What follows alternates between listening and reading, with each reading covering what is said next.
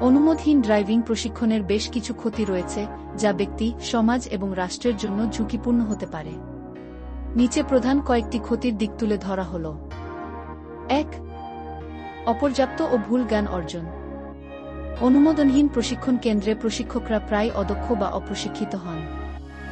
ফলে সঠিক ট্রাফিক নিয়ম, সিগন্যাল বোঝা, গাড়ি নিয়ন্ত্রণের টেকনিক্যাল দিকগুলো শেখানো হয় না।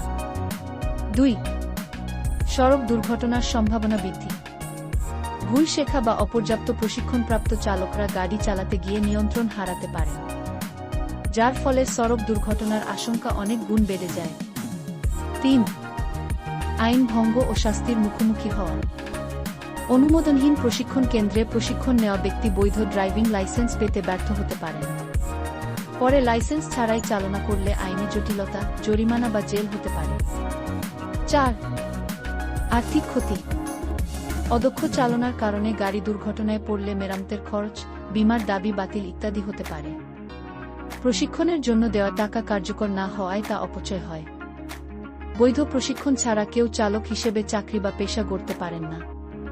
সরকার অনুমোদিত প্রশিক্ষণের সনদ অনেক জায়গায় বাধ্যতামূলক। সঠিক নিয়মে ড্রাইভিং শিখুন, নিরাপদ ভবিষ্যতের প্রথম ধাপ। আমাদের বাংলাদেশ কারিগরি শিক্ষা বোর্ড এবং জাতীয় দক্ষতা উন্নয়ন অধিদপ্তর NSDA অনুমোদিত এবং অভিজ্ঞ প্রশিক্ষকদের কাছ থেকে আধুনিক পদ্ধতিতে ড্রাইভিং শিখুন।